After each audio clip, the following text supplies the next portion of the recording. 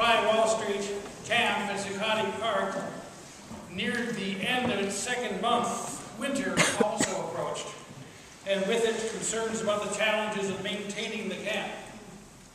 On the evening of November 14th, the Canadian anti-consumerist magazine Adbusters sent an email urging the protesters to simply declare victory and go, putting less emphasis on occupying parks moving forward.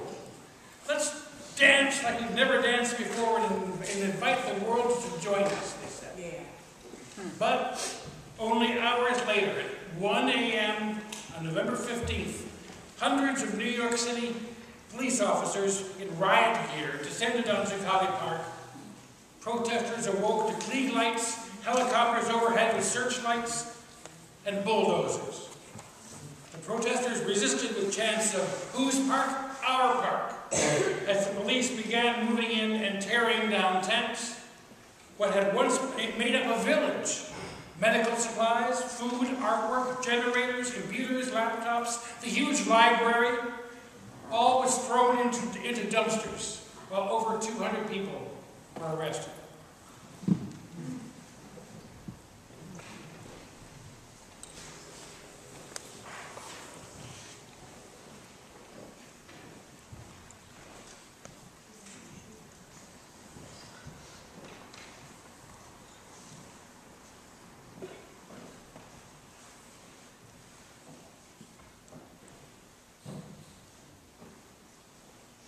I'm a teacher.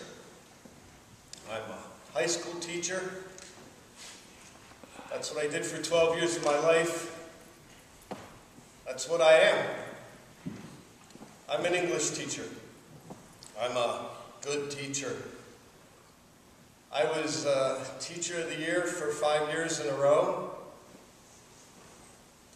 Now I'm laid off.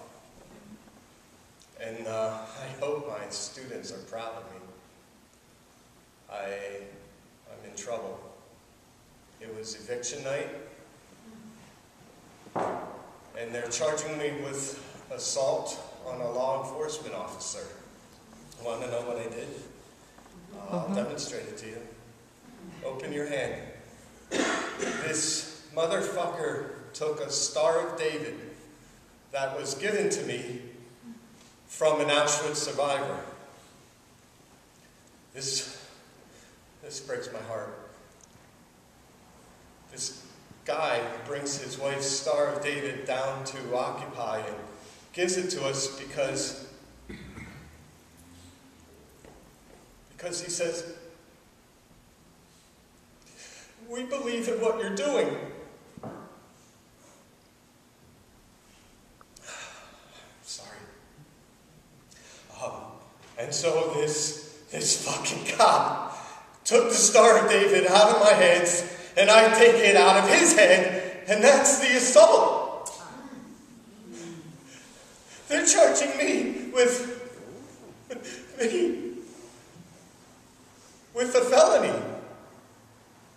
I've had arrests. I've had act-up arrests, and I've had alcohol arrests, but this is a fucking felony. I could go to prison.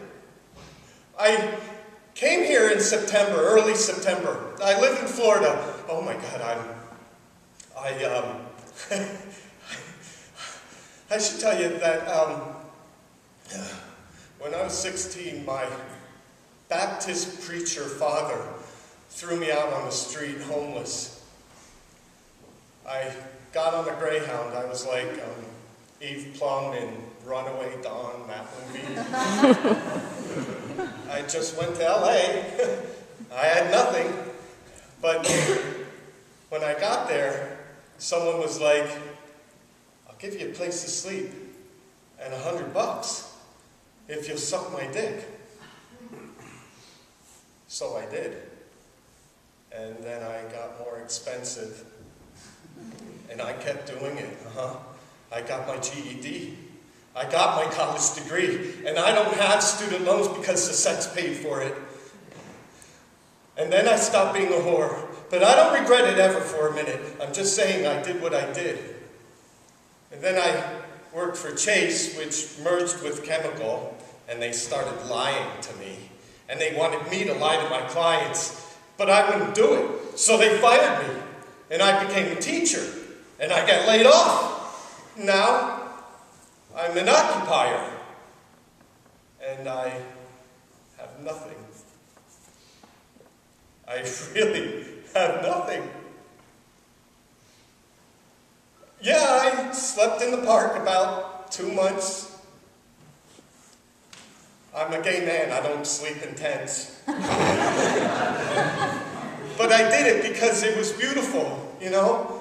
And they take it away. They came in the middle of the night like thieves. They grabbed my tent, they grabbed my belongings, and they grabbed that Star of David. And they put a gun in my face. And I take the Star of David out of their hands, and I assaulted them. I don't have a weapon. Fuck the police! Fuck the police!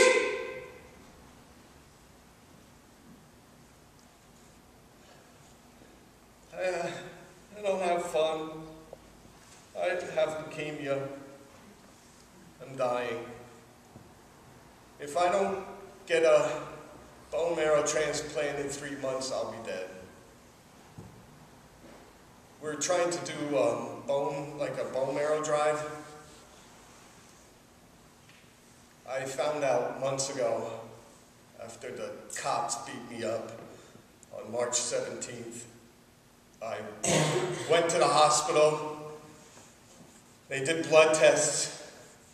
2 days later, they call up my phone and they're like, "You have leukemia." So, with all the occupied people in town, we're going to do mouse swipes, and I love that about my family. Occupies my family. They were like, "We're going to help you."